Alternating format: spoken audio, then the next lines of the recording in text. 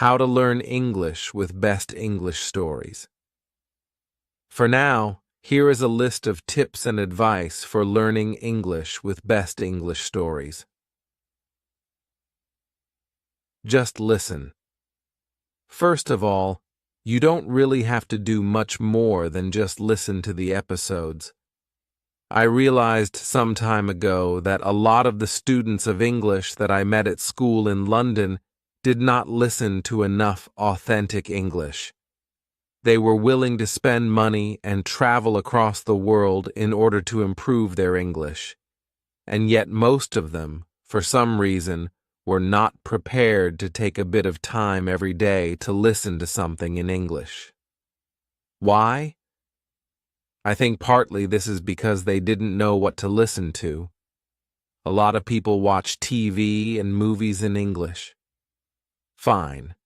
But honestly, that might not be the best way to improve your English. Film is very visual. A lot of what you understand from a movie is the visual storytelling. It's important to just focus on the audio, on the language. So, a lot of students didn't know what to listen to. They thought that they didn't have much choice. Actually, there's plenty of choice out there. The BBC has plenty of podcasts. There are loads of podcasts on different topics on iTunes, but they're all made for native speakers. They're too difficult to listen to, and ultimately, that's not motivating. There are some podcasts out there which are made for learners of English, but a lot of them are just focused on language learning, at the expense of entertainment. They're useful, but they're a bit dull. This is less the case now because 5 years after starting this podcast, there are more interesting things out there for learners of English, including my podcast. So I decided that I'd try and create something for learners of English to listen to that they would actually want to listen to, beyond just learning English. Ultimately, I think to listen to English for extended periods of time, you have to have an interest in what is being talked about, or you have to find it entertaining. Otherwise, it's hard to really sustain your concentration, and it becomes like a chore. There is real value in listening to English for extended periods of time, but it's difficult to achieve because you get put off by not understanding things, or because the recording is a bit patronizing and dull. I don't want to blow my own trumpet here too much, because I'm sure that my podcast is not always as entertaining or as engaging as it could be, but I think the only way to get people to keep listening is to try and make it entertaining as well as informative about English. So, I record this podcast with you in mind, but I try to keep it as authentic as possible. I try to avoid being simplistic.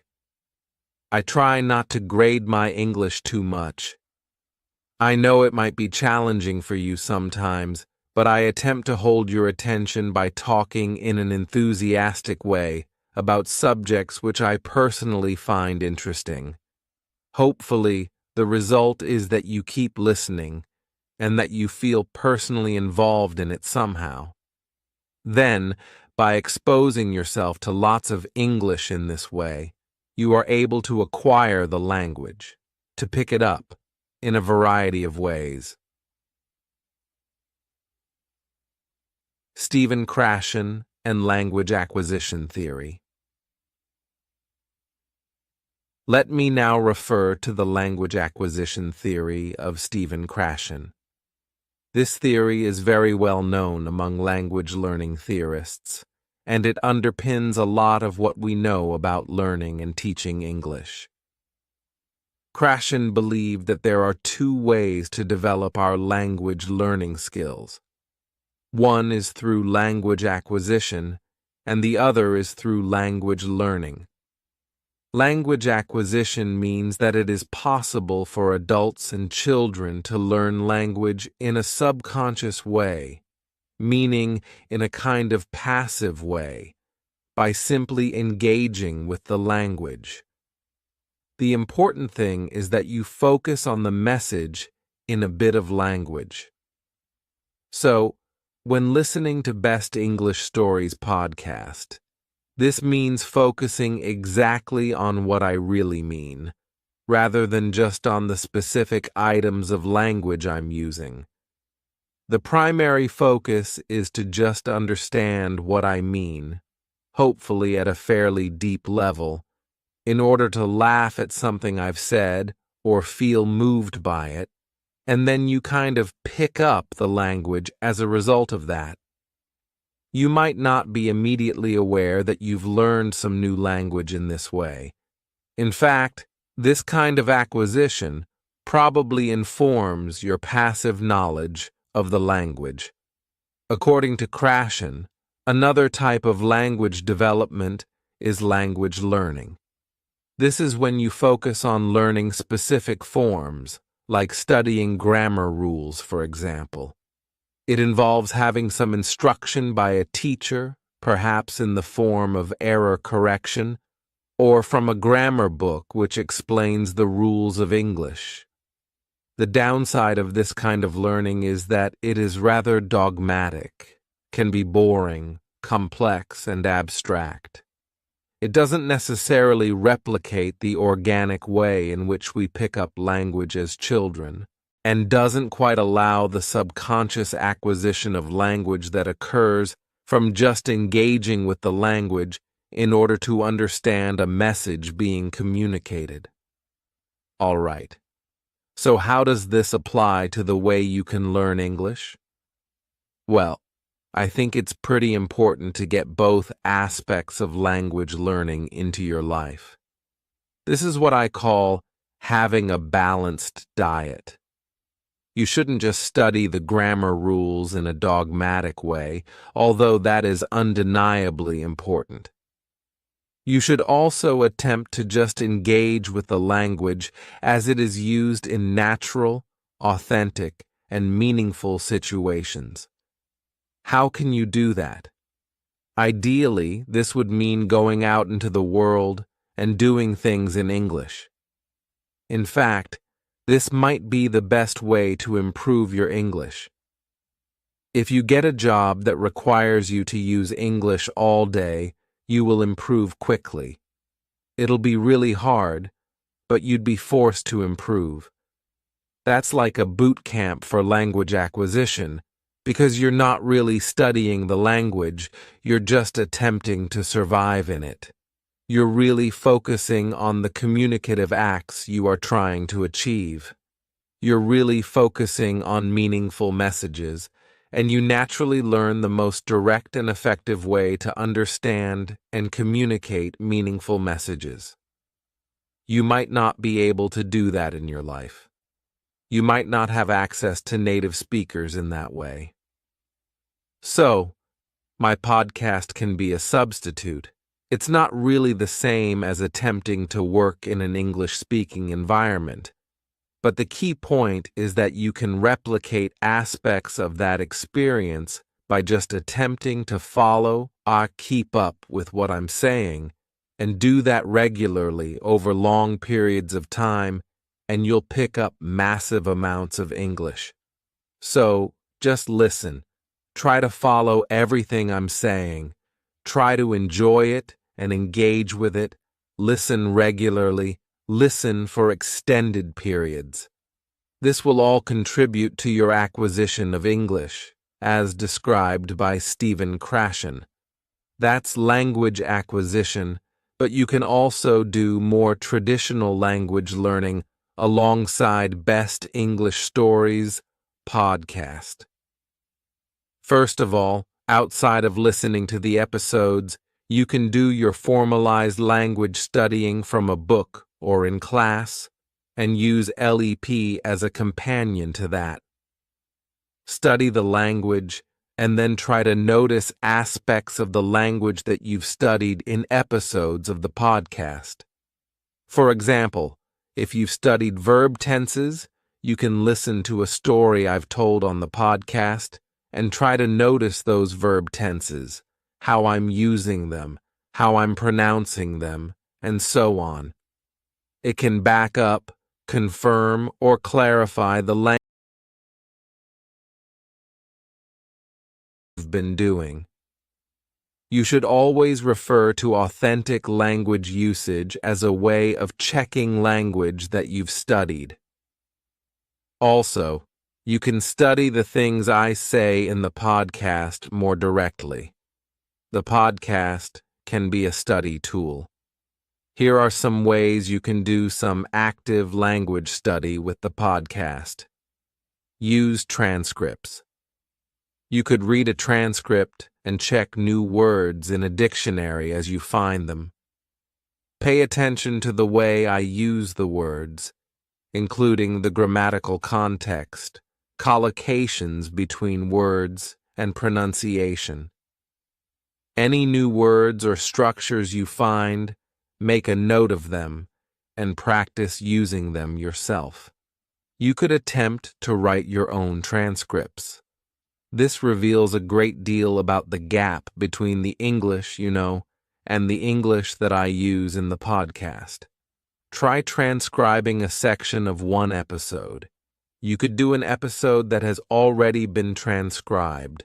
Listen carefully to it and try to write down every single word. There may be certain utterances that you just can't identify. Mark them with question marks. Listen again and again. You could just focus on a specific 5-minute section of an episode. Keep listening until you've done your best. Now check the proper transcript for that section and compare it to what you wrote. What are the differences? Now you can identify the gap between what you understand and what I said. Try to close that gap. Check the words you didn't know. Identify why you missed the pronunciation of something. Think about how I say these words and phrases and their definitions.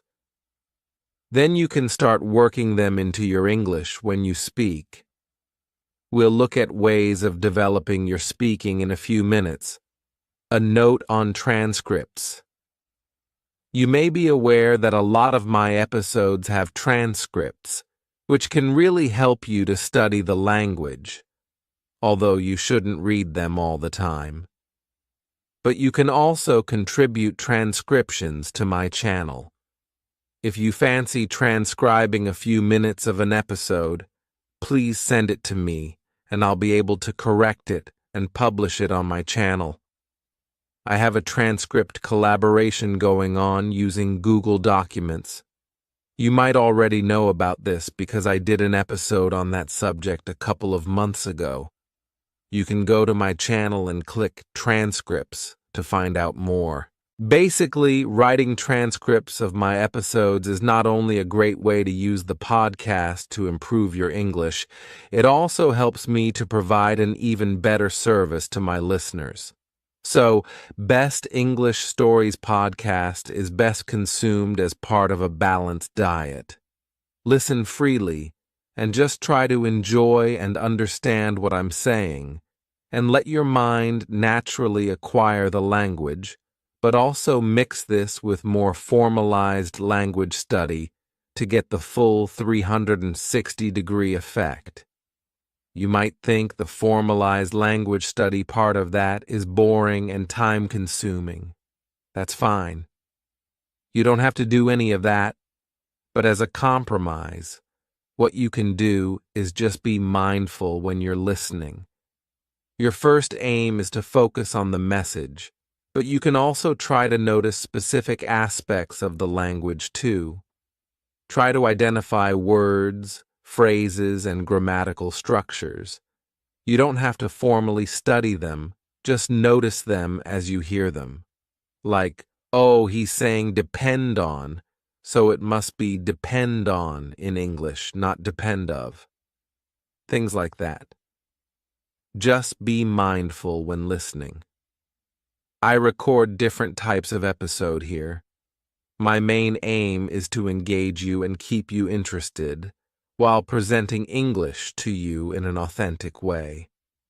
In some episodes, I try to draw your attention to the language more specifically.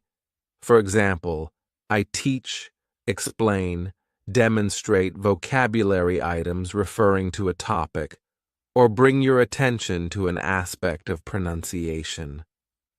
In those episodes, you can just chill out and follow what I'm saying, but you can be more active and make notes of the vocabulary. Try to remember phrases, listen again and pause the recording to test your memory. Listen in comfort and enjoy the experience. Krashen also writes about the effective filter hypothesis. This relates to the conditions in which learning takes place and how these can have a big effect on the successful acquisition of language. Basically, good conditions for learning are motivation. The listener really wants to hear what's being said and is keen to learn the language. High self-esteem and relaxation. These things allow the flow of acquisition to move freely without being blocked. Mental blocks occur when the learner is stressed, anxious, or feeling bad about themselves. This creates a mental block to the acquisition of language. I guess this relates to one of those situations in which you're in an unhappy language class. You feel stressed because of pressure from the teacher or from the judgment of your classmates. You feel low self-confidence because you don't get any positive reinforcement from taking part in a communicative exchange, and you're just not enjoying the experience of being there in the classroom. As a result, there is a kind of mental barrier which really prevents you learning anything. In fact, it might even make it worse because you associate learning English with painful or boring classroom situations. The advantage of Best English Stories as English podcast is that the emphasis is on fun, a lot of the time. You have nothing to fear or worry about when you listen to this. In fact, it can be an extremely pleasurable experience. I'm not just bigging myself up here. I know what it's like to listen to your favorite podcast. It's quite a personal experience. I listen to Mark Kermode and Simon Mayo's film review podcast on my way to work, and I can't begin to explain the joy of listening to it. They're like my friends, and I'm sharing a really nice conversation with them. I listen to their voices in private through headphones while I'm sitting on a smelly underground train with miserable people all around me. But I'm in my comfort zone. In fact, sometimes I'm disappointed when I reach my metro station because I just want to keep listening to the podcast. Hopefully, listening to Best English Stories English podcast is a similar experience for you. That's certainly the idea. This should be a personal and enjoyable experience for you, and I invite you to just enjoy being part of the podcast community. And remember that all around the world, there are other people like you, listening to me ramble on about stuff. There's no chance of the effective filter giving you a mental block in this situation because you should be in your comfort zone. That's the advantage of podcasting. You really can listen to this whenever and wherever you want, and you are free to get as comfortable as you please. As I've said before, feel free to listen to this in the bath, on the loo, or as you softly and slowly drift off to sleep at night. Of course, you can also listen at your desk, with a pen in your hand, or while typing, in order to make notes or write transcripts. You can also sit up and read transcripts. It's up to you. The main thing is to just enjoy yourself and let the English go into your head. Just imagine that my voice is bouncing around inside your mind, and lots of the words and sounds are sticking in there. You should certainly listen to episodes more than once. In fact, if you're interested in really learning English from this podcast, I think it's vital to listen several times. Once is not enough. In fact, you might only scratch the surface if you listen just once. Listening will allow you to get really familiar with what's being said. You'll notice and remember things that you didn't catch the first time. Repetition is really important as a way of helping your brain notice patterns. After a couple of listens, you'll remember certain phrases, bits of intonation or responses, and they will be reinforced when you listen again. It might be asking too much of you, but you could even start to remember and repeat some of the things you've heard on Best English Stories' English podcast. I don't necessarily expect you to repeat everything I say, but perhaps you could memorize the lines of a comedy sketch that I present to you, and then repeat the lines to yourself or your friends, or just while you're listening again.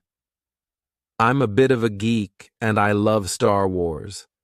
When I was a kid, I used to watch Star Wars on heavy rotation. I'd watch it again and again.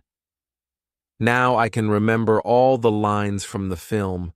In fact, I don't just remember the lines, I remember the bits of music and sound effects too, as they occur in the film. It's the same with Monty Python films and sketches. I've watched them so many times that I can repeat a lot of the script from memory, and in fact some phrases from those movies have found their way into my vocabulary. You can do that too, by listening to episodes more than once, and listening to some comedy sketches which I present to you many times. Soon, I'll be doing an episode about Monty Python. For some reason, Monty Python sketches are very memorable. In fact, there are several generations of people in the UK and America who grew up watching Monty Python films, and who are able to recite whole sketches to each other. Again, you can do the same thing, realize that there are some terrifically funny things in English, and use that as a way to pick up language. There are a number of different areas to focus on with English. 4 skills: listening, reading, writing, speaking language systems, grammar, vocabulary, pronunciation, discourse. Listening. I've already talked a lot about the benefit of just listening for fun, or listening in a more active way. I did mention that it's good to be comfortable when listening. I should add, too, that I think it's important to try and listen to things that you don't completely understand. It's fine to listen to things that you don't understand completely, and the general opinion on this seems to be that you should push yourself when you listen, and don't get put off if there are things you don't understand. It's in that challenging experience that your brain is really piecing things together. For example, if you struggle to understand my conversation with Daniel Burt, that's fine. In fact, that struggle is good. Listen again and keep trying. Don't give up. Push through those moments when you don't understand. Keep going. Don't let confusion stop you. Also, try to identify subtle differences between accents. You may only notice little differences at first, but eventually you'll be more and more aware of the differences between accents.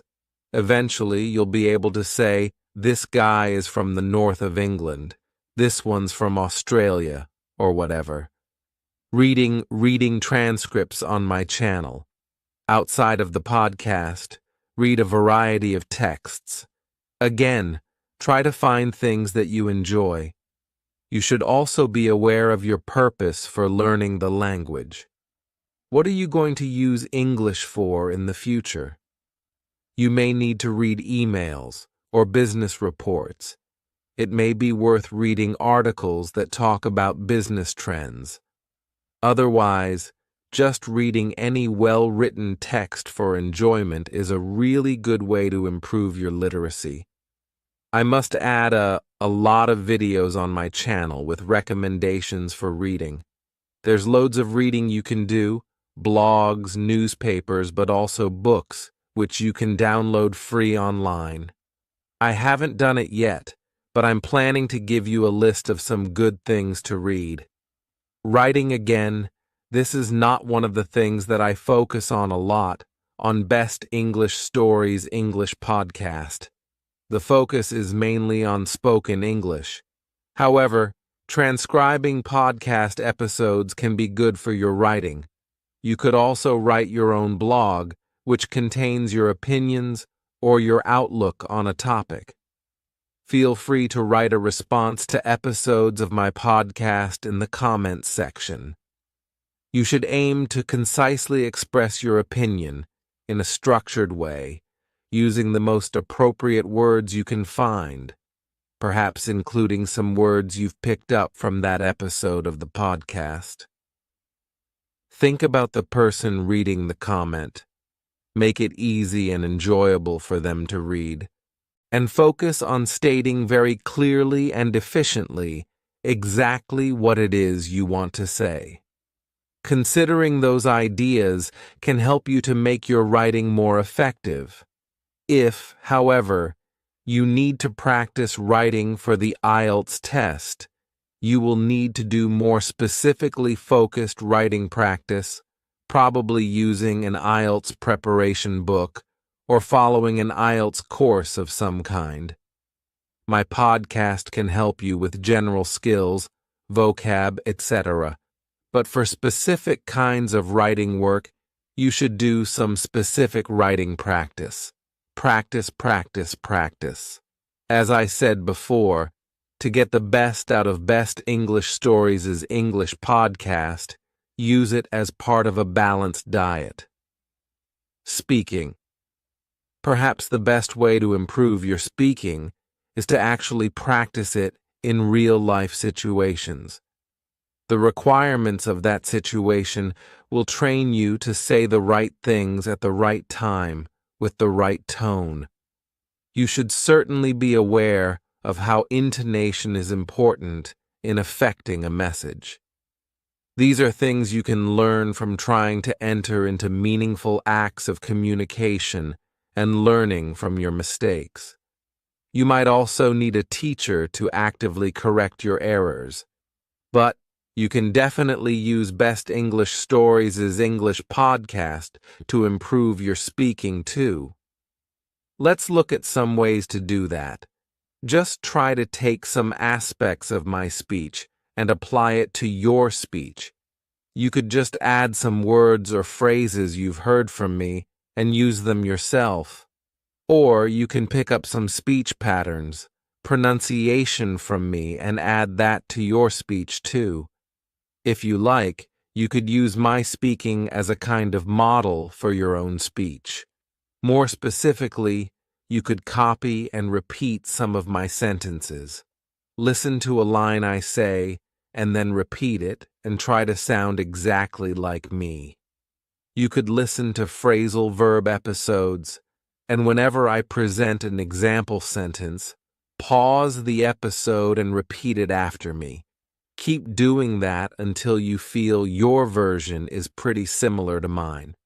So just listen and repeat until you've worked out how to make the same sounds as me.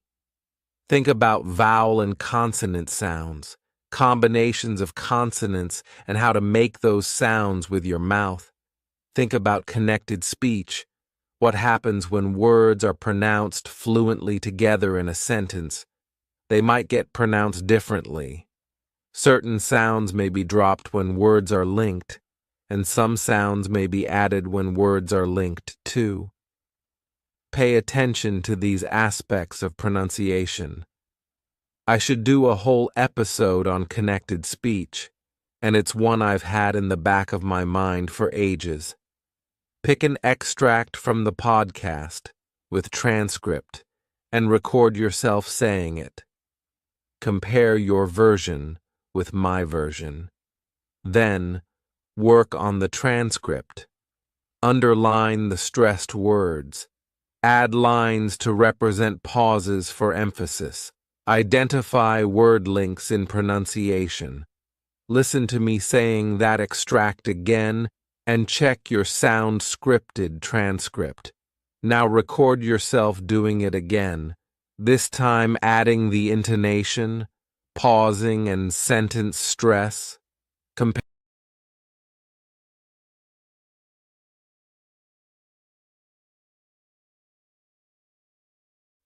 This can help you develop awareness and control of speech patterns. Record yourself just talking in response to one of my podcast episodes. If I've talked about UFOs, for example, not yet, but I will, then you could record yourself talking about UFOs too. Try to include any words I've presented to you on that topic. If you like, you could leave an audio comment on my Audioboo page and let the world know how you feel about something. Or you could start doing your own podcast, like Zdenek from Zdenek's English podcast. He's not a native speaker, but following a suggestion in one of my episodes, he decided to do his own podcast. He now has followers and listeners, and he's really into it. Listening to his episodes, I get the sense that his confidence is developing and he's finding his own voice. It must be very good for his English, which, of course, is already excellent. You could do it too if you want. The main thing is practice. Use as many opportunities to practice as you can. Join clubs to meet English speakers. Use the internet. Find groups on meetup.com in which people are doing language exchanges. Put yourself outside your comfort zone. Don't be shy. Give it a try. Take the initiative. No one can do the speaking for you. There's no shame in making mistakes.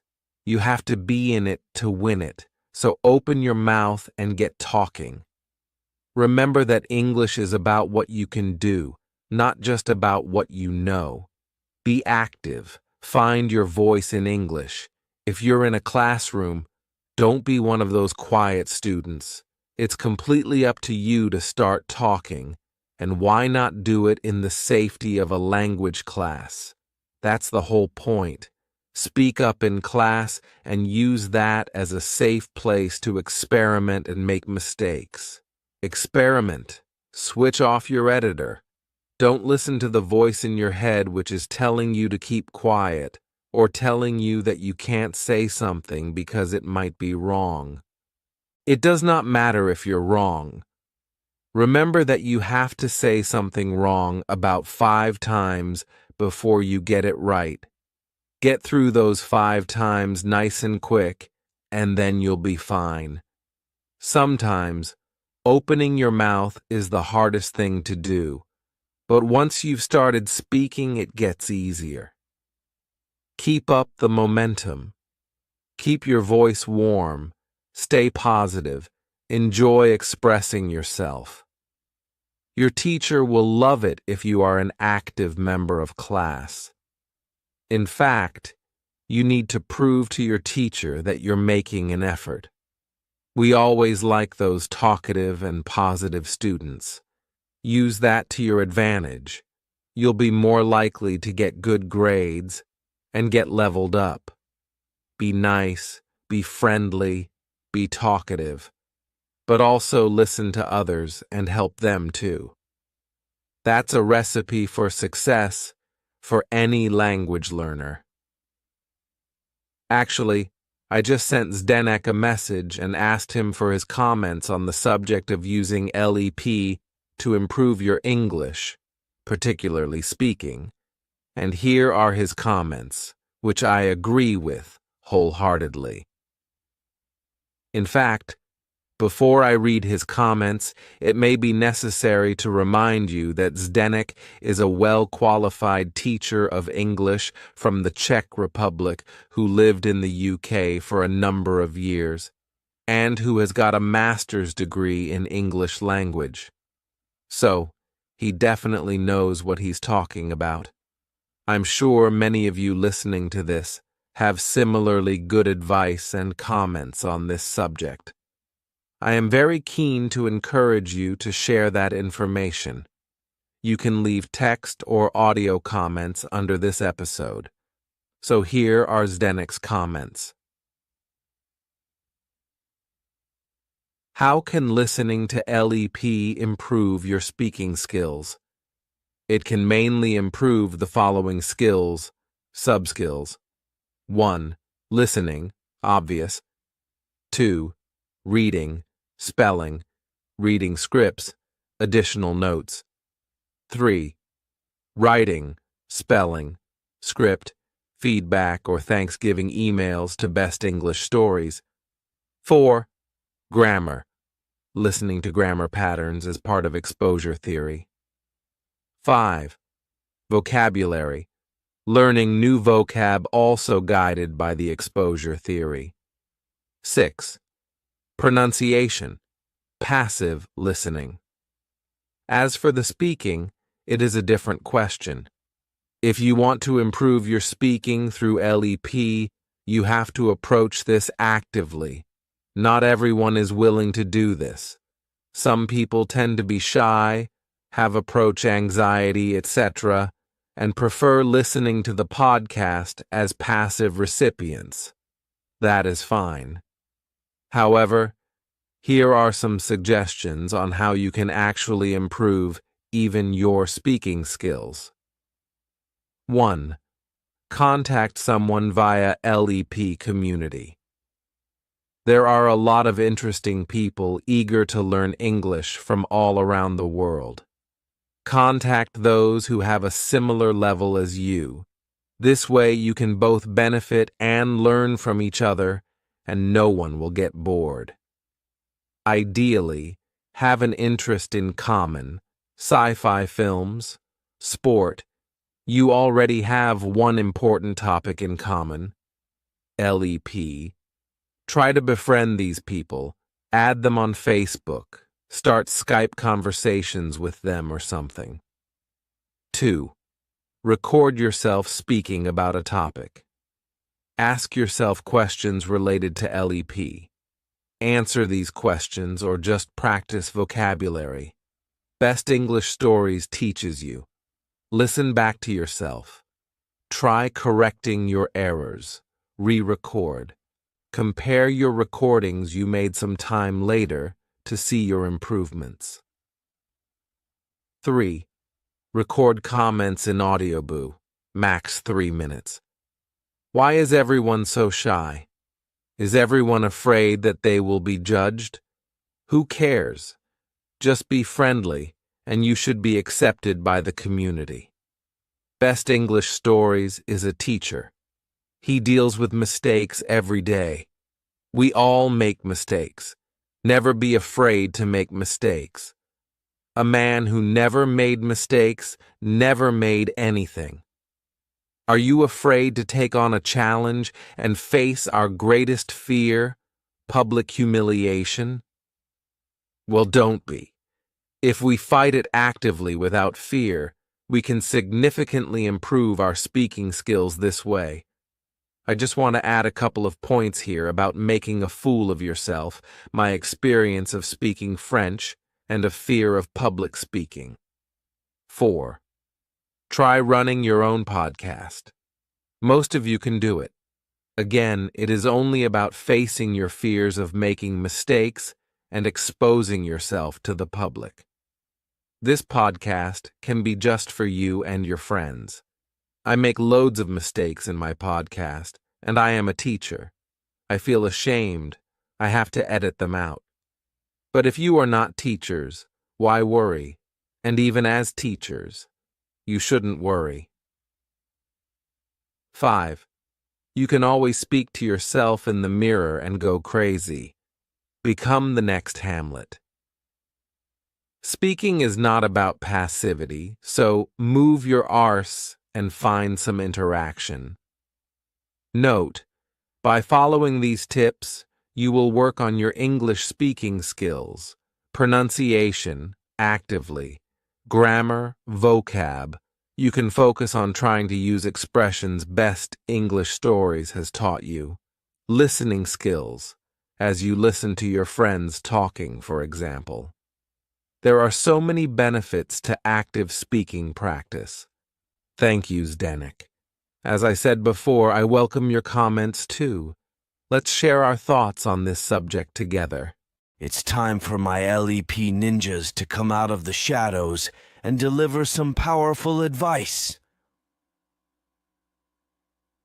LEP ninjas, assemble! Regarding I just want to add a couple of points here about making a fool of yourself, my experience of speaking French, and a fear of public speaking. 4.